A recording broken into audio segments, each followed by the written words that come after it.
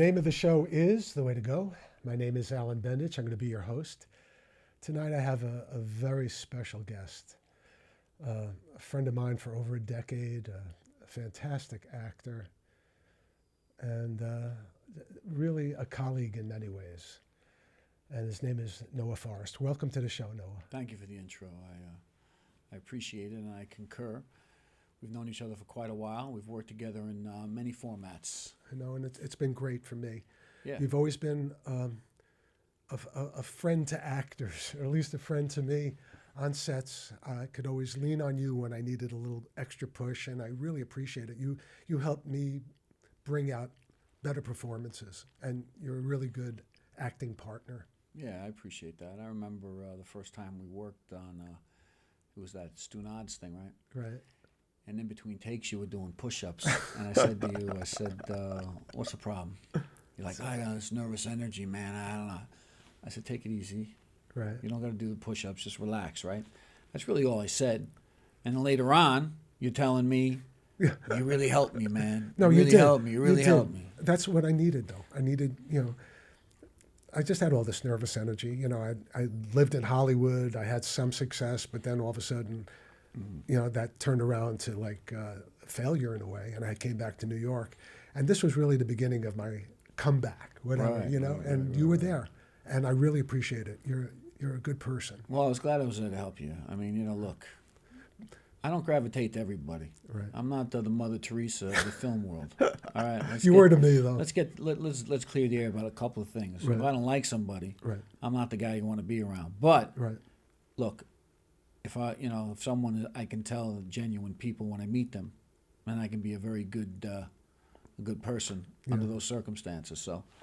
And you're a genuine person. Yeah. And, we were fortunate enough to work with my father together. Yeah. You played my brother. That's right. The prodigal son. Yeah, the prodigal son. In Scriptless, another show that we did for LMC TV, which is... Right. It's. I'm so happy to be back on LMC TV. I missed it so much. I'm so happy we have this beautiful new studio. Yeah, this place is great. I mean, and this is the situation's great right now. You know what I mean? It's been kind of like the dark ages. Our experience in the 2 years of the pandemic and things were shut down. I lost 2 gigs during the pandemic, which still pisses me off. Right. And we're back in business, Right. and from here on out, no looking back. That's it. Continued success. Right. Create some things and keep rolling. I mean, we can do some things. So, talking about success, you've been doing some interesting work. Yeah. What have you been up to? Tell me what about have it. I been up to? Right. Well, I did something called War on Wheels. It's going to be like a biker series about a biker gang in Yonkers. Right. I did a pilot for a show that's going to be a comedy that takes place in a pizzeria. That sounds like fun. Coming up in a few days, there's going to be a press release for a film I did called Man. Originally it was called Man. Now it's going to be called The Killer of Men. Right. It got picked up by Carrie Woods, who produced the Scream series, and Kids, and Swingers, and a lot of other films. Right. And the guy that directed it, this is interesting because his name is Zvi, and he was a Hasidic Jewish guy. Right. And they told him, you can't watch movies when he was a kid. So he basically left the community, made this movie, gets picked up by Carrie Woods, and now we're going to see what it does. It's going to be on a theater release in March. We'll find out. But the biker thing and the pizzeria comedy as well. And Right. I think yeah. So you brought a clip, I think. Yeah. Of the biker thing. What's it called? The biker thing The again? biker thing is called War on Wheels. Right. That's what it's called. So I think we do have a clip of that. Okay, so you want to share it with our audience? What the hell? Hey, what the hell? Yeah, right. Okay, so I'm not going to be modest. Let's check it out. yeah, let's check it out. So enjoy this. All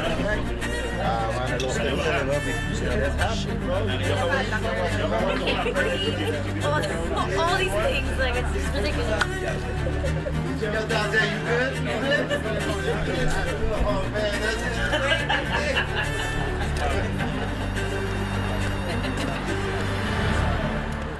Brutality is the nature of our business here, huh? Brutality is our lifeblood. But I want you to do something for me. I want you to keep an eye on these guns. You know what you're looking at. You're gonna work with Joe. Make sure these deals run smoothly. I don't need getting jammed up. It's jammed up with our money, and nobody with my money. Yo, is that even gonna work? Was that?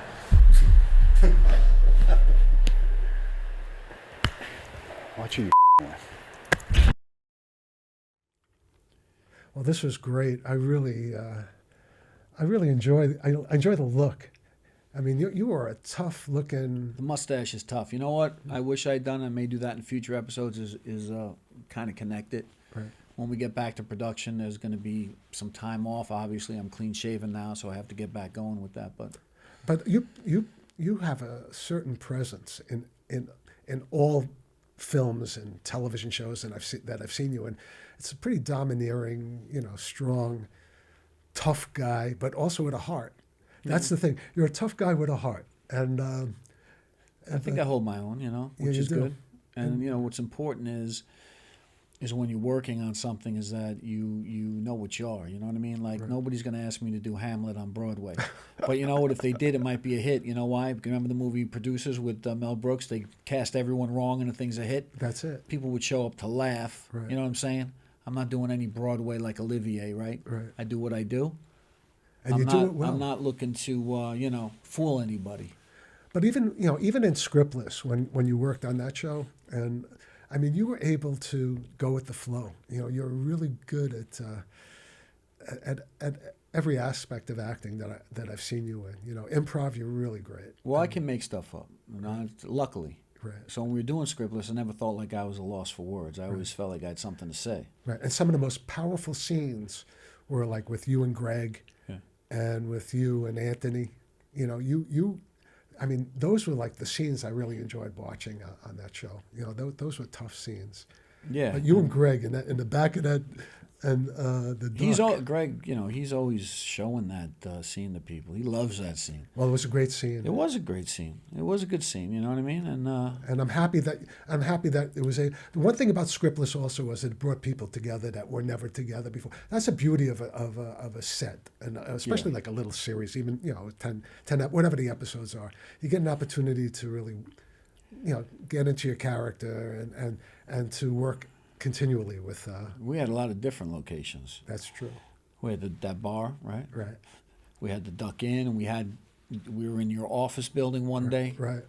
We were all over the place, man. But it was fun, and we were at that place where you and Tina snuck upstairs. That was the house out in somewhere in Queens. That was near Astoria or something. I forget where. But that was a fun time. That was a fun time. So the other thing that I'm interested in, because Greg Kritikos was also an actor on Scriptless, and he's been on this show numerous times, but years ago. You and him have been working on a project now. And can you tell me a little bit about that project? Yeah, first of all, Greg, as you know, Greg Kritikos is having a great career as a comedian now. Right. In New York and all over the country. Wow. He's New York's funny man, Greg Kritikos. He's at the Broadway Club, the Broadway Comedy Club in Manhattan a lot, but he's all over the country. He's done really well. That's great. And he did a skit about kind of a salty pizza guy. People would come in and he'd be like, "What are you ordering?" Like that. So somebody got together with him and Wait, can I say one thing about Go ahead. Isn't that skit? Didn't that get like over 1 million views? yeah, it went viral for him, which was Right. great. And somebody reached out to him and said they want to do a series about it. Wow. So we shot a pilot. Cool. And it came out really well. It came out funny. And, Tina Tanzer's husband Ricardo was like a top DP guy. Wow. And he's doing the film with Spike Lee and Denzel Washington now. Wow. So when he was on board, the professionalism and the production value was really high. That's great. And so it was You it was really a lot of kicked, fun. butt, right? It was a lot of fun, but we did some improv too in that. Cool. So we had a lot of fun doing it, and it was great. You wouldn't have happened to brought a teaser with you today, Let me see. did you? Would I do that?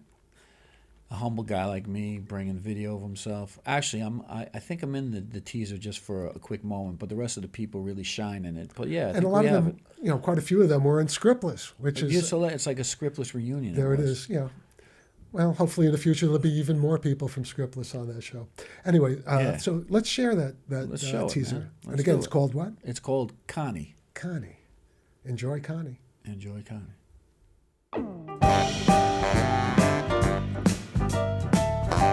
Word on the street is that we have a cheese shortage in town, so look out, pizza parlors. There's no cheese left. What do you mean there's no cheese? What? No cheese? Oh, you didn't Yeah, I got a big problem. What? You got a problem? Don't fuss. Call Gus. Not my problem. All you have to do, my man, is put the pepperoni in your bread. The cheese is at the core of who I am. I'm fired! I'm the only one that does the fighting around here. Oh, she's a good kid. But I can't do it. It's not gonna work. 86 to be a mom! I would take money from a pimp before I took money from you. Today. Oh, glad you finally got a job. Hi, I'm Rosa. I'm the new waitress. Do I look like I joke? Please give me the cheese. Don't say please. I got the cheese. We're back in business. I don't want to talk to you about that anymore. Wow, thank you. Na na na na na na. Ooh.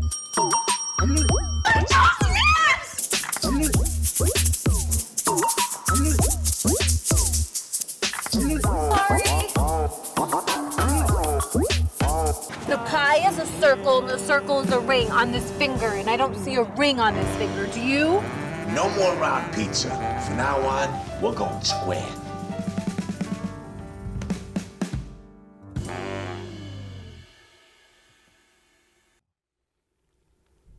Okay, so that was awesome, man. I can't believe all the familiar faces I saw on that show. Yeah, it's like a Scriptless reunion. But I I got to say know. one thing. I said it's called Connie. It's the Connie Show. Well, that's cool. Okay, so I'm really happy for you. I'm happy for Greg. You know, it's Greg has become like a force in the industry. You know, it's pretty amazing. hey, he's focused. He's got a lot of ambition, a lot of drive, you know, and It's that's what great. you need. I'm That's really what you happy got to for have. him. But it's also great to see Chrissa and Tina. I Well, mean, you'll get to see them in person when you come down and be the And get a patron slice in of the next pizza, right? episode of the Connie Show. yeah, Why not? get a slice, right? Yeah. Do you actually do you serve pizza there? Well, the location's a pizzeria in Astoria, Queens, and yeah, the pizza's there for real. So how long does it take to do it? How long did it take to do the teaser?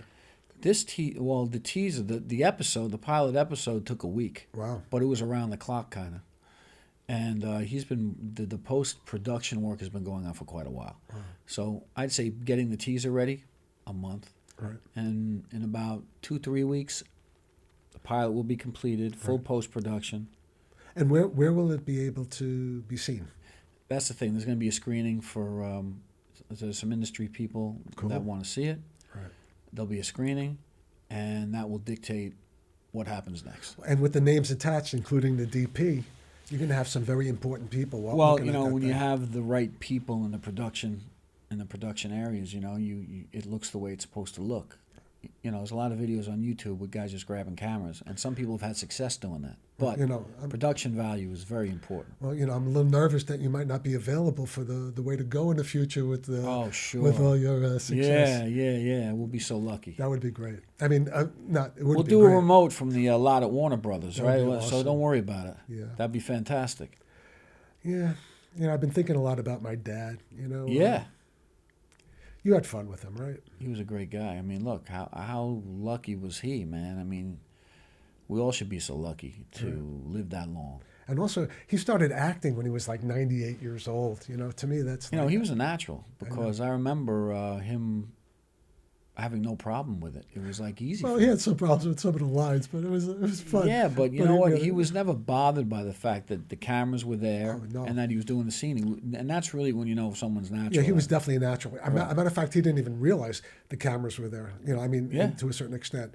And he was just being natural. He was being Max. Yeah, And, yeah, and he was on this show as far back as 2012. right.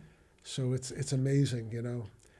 I know that everyone at LMC TV really loved him. Look at all the footage you have, the memories you have. You have so much tape of him Right. on camera talking to him. And my son now has a radio show, and it's about Yiddish music, believe it or not. Yeah. And he has my father doing the intro because he recorded that before my father passed away, and he also takes clips from The Way to Go, and he puts like some lines that he said at the end. So it's cool. So he still has a following. That's cool. Yeah. That's awesome. What's like we've talked about a lot of things, but like what else is going on? Well, the next step, obviously, well, not obviously, but the next step is I'm going to produce a feature. That's awesome. I've thrown it out there quite a bit, but it's going to happen. I have the resources to do it. I have a script that's being doctored right now. When I think the script is solid enough and ready to roll, it's going to happen. So it's got to be. We'll have you on the show to talk about it too. Oh, of course. I mean, absolutely, and of course, there's something for you in it as well. I appreciate it. We've worked together on a lot of stuff, but Right. the problem is a lot of people, as you know, Yes. people we know, they write something, and they're like, "It's dynamite. I'm ready to roll," Right. and it's not ready, and they blow a lot of money Right. producing it, and the distribution is a lot of times self-distribution. They're just not ready, Right. and you just can't do it like that. I'm not going to do it like some people have and got lucky. Right. I want every I dotted, every T crossed. I want it to be solid and ready to roll. It's going to be great. I have no doubt because I think you're a person who's determined. You've talked about it, and we talked about. I remember once, probably when we were doing the first Way to Go episode, like 10 years ago, whatever it was. You said that we would both wind up producing things, and this was before I did Scriptless. That's right. I remember the conversation in the car. I picked you. I think I picked you up at that point from the subway. We were talking about Scriptless, not Scriptless, but maybe we were talking about Scriptless then. But I remember that you always wanted to produce and make. I have to. make I mean, movies. but I've had a script before, but then I went and looked at it again. I said, "This is not right. This is not the story I want to tell now." Right. I didn't like the way it was written, and Right. so, you know what? I'm not doing it until I'm 100% positive. Good. And I'm close to That's that. good. So. I remember you played my father's brother in a movie that I had hoped that we'd be able to finish at some point. Right. But it hasn't finished. But that was cool. Like in a certain way also, I mean, looking at Scriptless as almost like a family. I mean, you're still like with people you trust when you're making films, and I'm happy that Greg reached out to you to be in the project because it's going to make it better. Yeah. And that's the whole thing. And you have to have people you trust in your films and that you want to work with. Yeah, and it's a tough business overall. I mean, it's one of those businesses where if somebody doubts you, Right. they're right 99% of the time. Right. And we both know how that is. Well, I won't mention names, but I was in a film where I just knew that I couldn't trust the person who was directing it, or there was a lack of respect for, being a principal in the film and things like that. Well, I'm also talking about people in general. Right. When people in your family Oh. hear that you want to go into the film business, they kind of, they're rolling their eyes. Right. And 99% of the time, they're going to be right. But Right. if they get it wrong, Right. the person they get it wrong about, people handle things differently in Right. different ways. Some people don't care. Right. Some people hold a grudge, right? Some people get a little edgy about it. Right. Get a chip on your shoulder. I think having a chip on your shoulder is a natural thing. Right. Because the odds are stacked against you. Oh, it's definitely. And if stacked. you beat the odds, Yeah.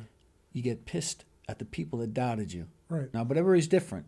And I'm not saying that's something that everybody should be, but, that's how it is. Well, with me, I just, ran away to Hollywood when I went there, and it didn't work out. And then I came back. I don't think I've ever had any problems with my family about being an actor. And, I gave it up for 20 years. But now, that's all like in the past. I mean, I'm 68 years old now, and it's like I'm retired, which is great. And so now I can do whatever the hell I want to do, basically. And I'm doing it, So, Yeah. and I have the support of my family because I'm retired now. I think if I was doing acting when I had the kid, when my kids were young and, and trying to live in Larchmont, I think it would have been a tough deal. But now that I'm retired, I could spend all my time looking for stuff, and I'm doing Absolutely. it. And it's so much fun. I love it. There's nothing like a day on the set. There's nothing like being on the set of the Way to Go for me. Yeah. It's nothing like being able to have a friend like you, which I never would have had had I not been in film. So it's all good. And I don't know. I really do. I want to produce again. I really want to do the scriptless thing. But you're right. You have to. We do should it do right. scriptless again. Well, we have to find the right location. Right. We can unplug everything. We've got to get the sound under control and make Yeah. sure we iron out all the issues that occur, Right. as you know. But we can do it. There's nothing stopping us. In fact, we can rent studio space and do it. Right. We can do anything we want to do because Right. we have the resources. We can do it. Right. So let's do it. But and this, but the way I used to do it is that whoever could come, I got on the show. You know what I mean? Whereas I think if it's more organized and professional, we can have the people that we really want on the show. I to think do it. I think the way we should do it this time is with, properly, Right. all across the board. And I think Greg should be in it. I think Oh, absolutely. I think the three of us were really the cornerstone of that show. Yeah, there was some great stuff that came out of the stuff that we did that Greg was involved with Right. all the way around. Right. Absolutely. And we had some fun with some of the other people. I mean, Anthony was pretty good. We'd have him on the show a little bit. Oh, too. Anthony was great as doing the improv. Yeah, absolutely he was. I mean, the two of you in that one scene at the bar. Yeah. just- I owed him money or something. Yeah, you owed him $20,000 Yeah. or something like that. And I but was the like, two look, of you go man, back I'm and back forth. in town now, and I'm going to make things right. He's like, you're Yeah. back in town, huh? And then you and Greg with the pebble in my shoe and all that stuff. I said, I'm not a boulder. pebble no more. I'm boulder rolling down the mountain. You've been Right. away a long time.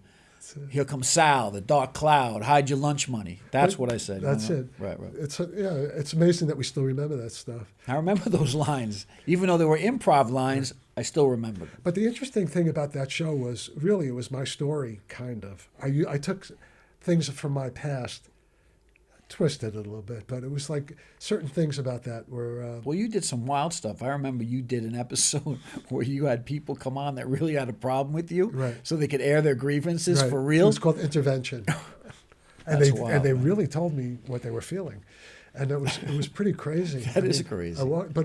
And That's the interesting crazy. thing about it is, I just did a Viagra commercial, Yeah. and it was called Intervention. And I was thinking, holy smoke, like after all these. When are we going to be able to see this commercial? Well, I have copies of it. That's the thing, but I'm still waiting. They said it was supposed to come out in February. And what was the format it was going to come out on? What was this? It was supposed to be on, first to go online, Right. and then, depending on how it went online, it would be on like CNN and MSNBC. It's called Friday Plans. So they were looking to buy spots on networks and have air them. They have other commercials currently on spots and commercials. There you go. But I'm still waiting for that to happen, and if it happens, I get paid again, which is a good thing. Yeah, but man. I still haven't. It still hasn't come out, so I'm wondering maybe they didn't like it. I'm not sure, but basically, it's a combination Viagra Cialis commercial, and it's really You generic. said it's generic stuff, right? So we'll see what happens. It was pretty good. It was fun.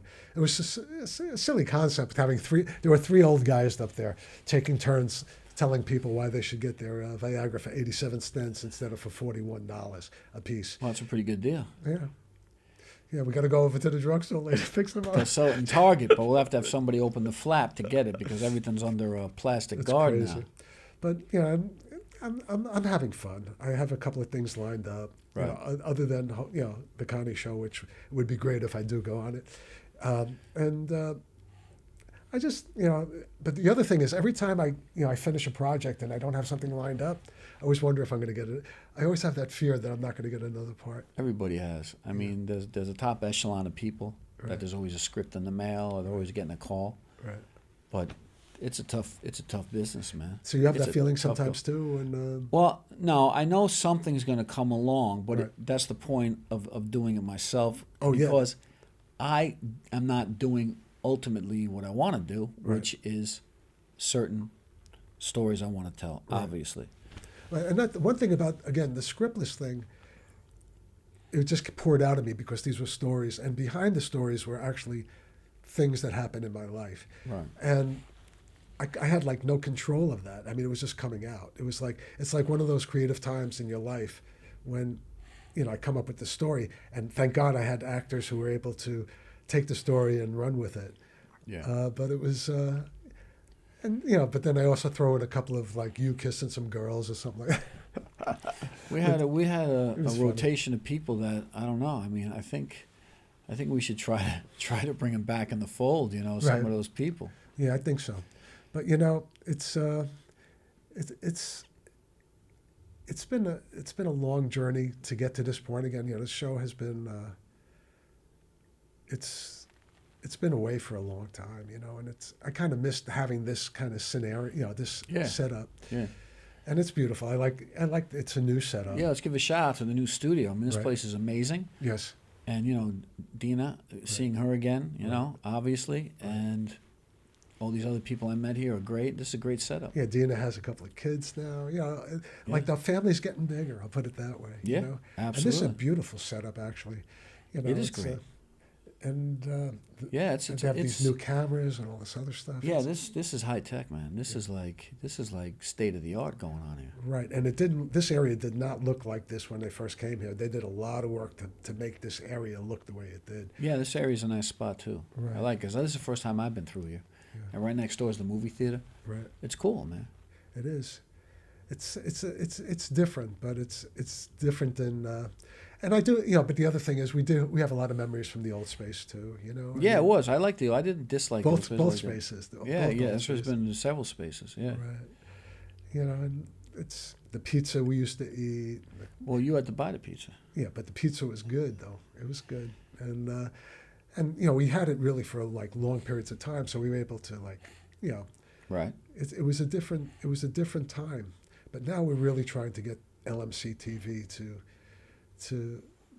really go forward in a really good way and get a lot more people into the studio and try to have them use the studio. And I think a lot of people will want to use the studio, to tell you the truth. I hope so. And we have to be optimistic. Yeah. And we want this to not succeed, but really, go to the sky's the limit. So There are a I lot really of hope endless possibilities here. that's it. So we want this place to really Yeah. soar. Yeah. So we could have this forever. Absolutely, man. That's it. My father always used to say life is good. Yep. And having this studio back running and having the way to go makes life good. For me at least. And I'm really happy that you've been on the show. This has been a great time, and I missed it. And I'm happy you're here. I'm happy that we'll work again in the future. Mm-hmm. I appreciated the opportunity to come here today. It means a lot to me. Right. So I don't even know. Do you have any questions of me? Questions? No, I don't have any questions, but I have ideas.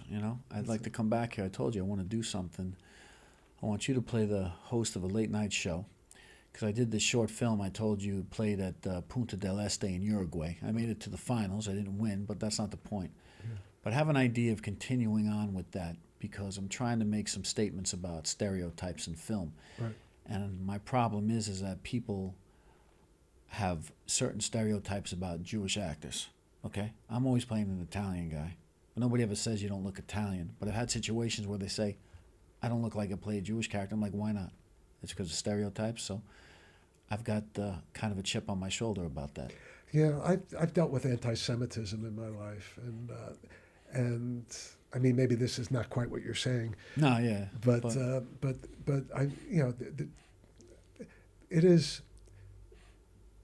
We deal with stereotypes, but it's for everybody. And one of the things I said in the short film is stereotypes are not exclusive to one group of people. That's true. But I'm talking about a stereotype that's bothering me personally. Right.